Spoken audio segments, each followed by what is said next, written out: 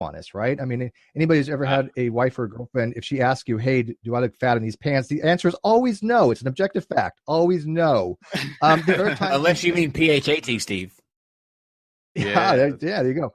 But we're not going to get into like the roast beef stuff, are we? Because that let's not go there. Inside joke. Definitely not. Good.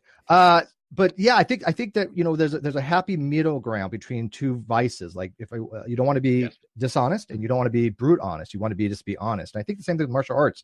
You have the ability to know how to do stuff, but you want to try to avoid it. But when you are pushed to shove, you do what you got to do. And I think that by that motto, you're reaching the highest epistemic limit you can try to obtain, or the highest virtue you can try to obtain.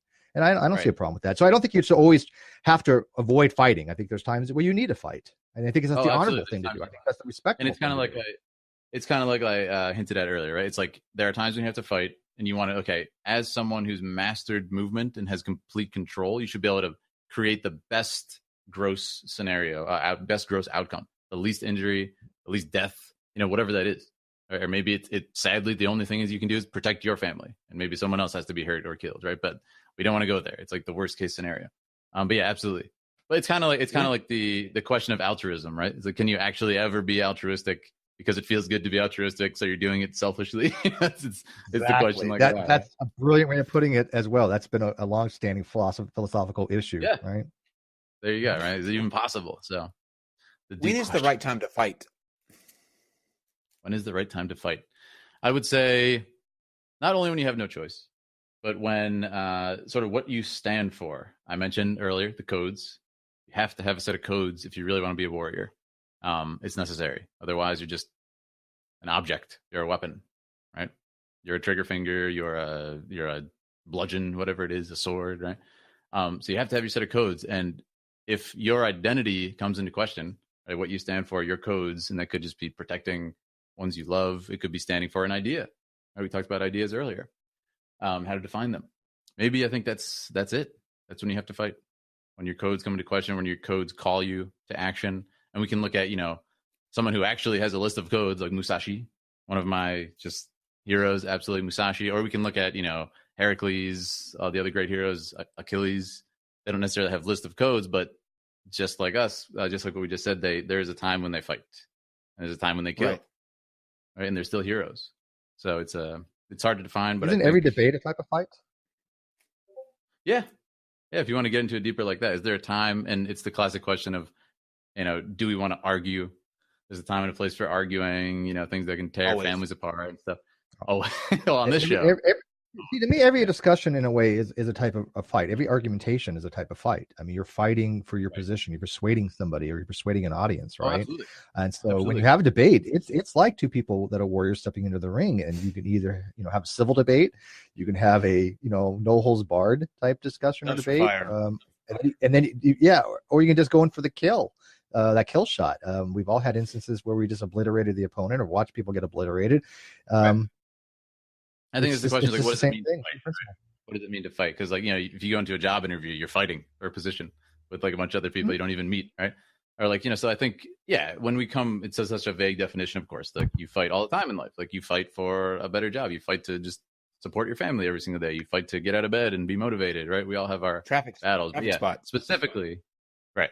But specifically to fight, like using martial skills to harm another human being. Yeah, I think it's, if we want to get very down to the grid, so when your life is in danger, absolutely, you shouldn't just die because, I decided to be peaceful. But then again, a pacifist would probably die. That's their philosophy, right? That's their way of I'd rather not strike someone. I'd rather not shoot someone. It's against what I believe in. So would they really? It's all about the codes. Would be my question. When it came down to it, would they really? They probably would, yes. Because, like we said, instinct, then they're probably going to strike back, yes. Well, there have been pacifists who haven't. I mean, I don't understand a particular position. I respect it, right? I mean, I'm not a pacifist by any stretch of imagination. You push me too hard, I'll push back. But I think there's military training involved in that as well. It's just something you you learn. Look at if people you don't push back occasionally, you're going to get stepped on. It's just the way it is. It's the survival instinct that we all have. That if somebody bigger and better wants to steal your HUD, I'm going to be using that for the rest of my life. By the way, I'm stealing that outright. I'll give you credit, but I'm stealing that outright. Thank you. I love that. So if somebody comes along to steal, you have no idea how much I'm going to be using that. So if somebody comes along to steal your HUD, our survival instincts kicked in. I mean, animals have the same way. Have you ever tried taking food from a dog? Good luck with that. Yeah. No, because I'm not an asshole. Okay, now you make me feel bad. I'm trying to steal food from a dog. Steve's over here. It's kind of like my thing. Hey, you know what? You can still canning from a baby. It's just not very challenging, right? But it's pretty easy. Try it. Why would you do that too? These are horrible examples, Steve. Oh my God. Don't take candy from babies, everyone, and don't take dogs' food, please. Not difficult to do. Trust me. Okay, let's move to your next point on the list. What's the next bullet point we've got? Okay, we talked about public school. We talked about people trying to categorize me my whole life, right? It's sort of the desperation to categorize me. Psychology. Okay, here's a cool thing too. So we talk about sort of the science of creativity, which is another aspect. We touched on this a little bit, but it's like you can't be creative without science, which I think would surprise a lot of people. It's like, what are you talking about? Let's look at filmmaking. One of the biggest things I do, right? It's like filmmaking is such a science-based thing, and there's something that happens. Filmmakers call it the suspension of disbelief, right? When you go into a movie, and the best example to explain it is if a character lays down in bed in the movie, and then the lights go out, and then they wake up. What you don't do is you don't say, "Whoa, they only slept for 2 seconds. Oh no, they must be so tired. Oh wait, it was only dark for 2 seconds. They live in an alternate universe where the sun rotates every 2 seconds." Now you understand that they slept and it's a new day, right? So what happens when you start to not follow the science of filmmaking, or like the 180-degree rule, which means like, the camera's over here, Kyle's on this side, and I'm on this side. And if you start to switch that around without any sort of science behind it, becomes jarring. The audience gets confused. We take this for granted, right? But there's a deep science to filmmaking. So yeah, it's ironic, right? Without science and a high level of science, you really can't create anything that's even watchable as a film. And someone in my chat asked me the other day, it's like, why do people in my class, when they make a movie, it looks like clearly it's just a backyard movie. Like I can tell. But like, when we watch your YouTube videos, like the Britney one you just saw, like there was a science. There was stuff happening. People were on the right side of the screen. And that was my answer. It's because of the science. So ironically, you have to study a deep level of science to get to the point where you can create and to have that creative freedom. And so I think I'll give you an example. A lot of people. Or one that applies to me. When I was a chef, I read this study. I would get like these articles that would come from like the food companies that we would get orders from, or they would we would contract equipment from or whatever. And in it, they talked about the psychology or how visuals can impact what people taste and what they're willing to spend on it. So what they did was they took a dish and it had the same ingredients into each dish, or each part of the dish, the same amount, the same in terms of portions, the same amounts. And they would, on one plate, just arranged it one way. And then on the next plate, they arranged it in this very elaborate kind of fine dining way. Everything was, piled in neat piles, and the edges were wiped off like real clean. It was just presentable. And they found that almost 90% of the people voted for that plate in terms of taste, and it would bring the restaurant in an average of $4 more people were willing to pay than the first dish, even though it was the same food items, just arranged in a way that visually they were eating it before it came to the table, or before they actually tried it.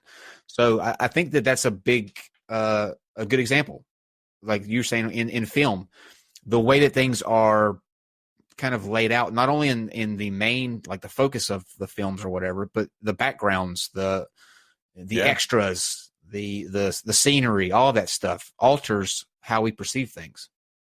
Right. And like I said, we take it for granted. And by the way, because it just goes. I mean, have you ever baked, Phil? Are you a baker? I'm not a baker.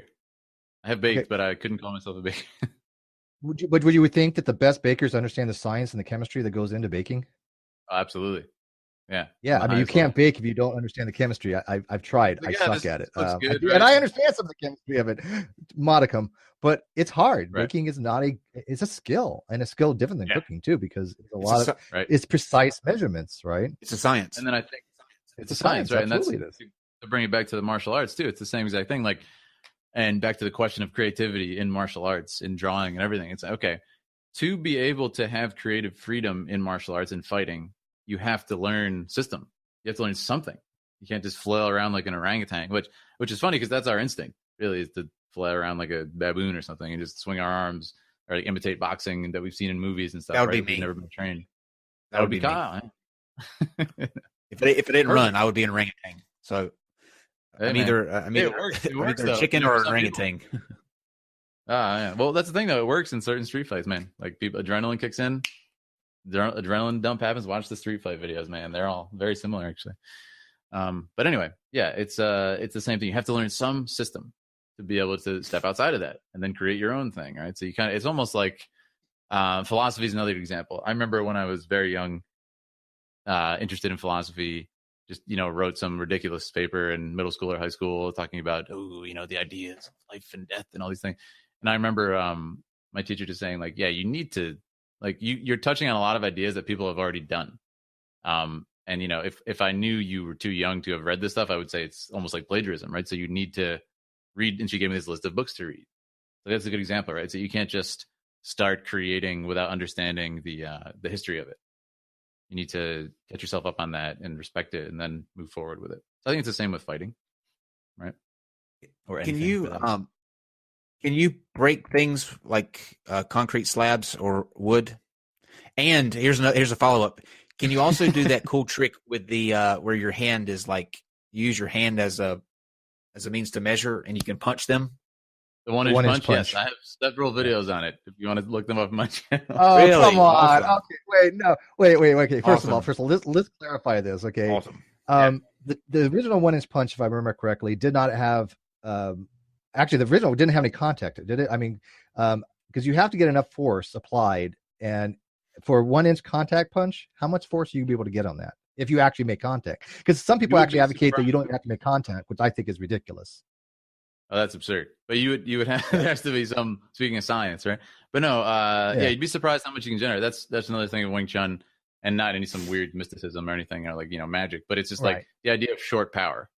So it's like Wing Chun was created. I started training Wing Chun is, I'd done fencing when I was younger, so all kinds of sword fighting and all that stuff. And then I'd done tricking, which is the exact opposite of Wing Chun. It's an aesthetic blend of flips, kicks, twists, which you may have seen on my YouTube channel, all these like crazy stunts and everything, or parkour based things.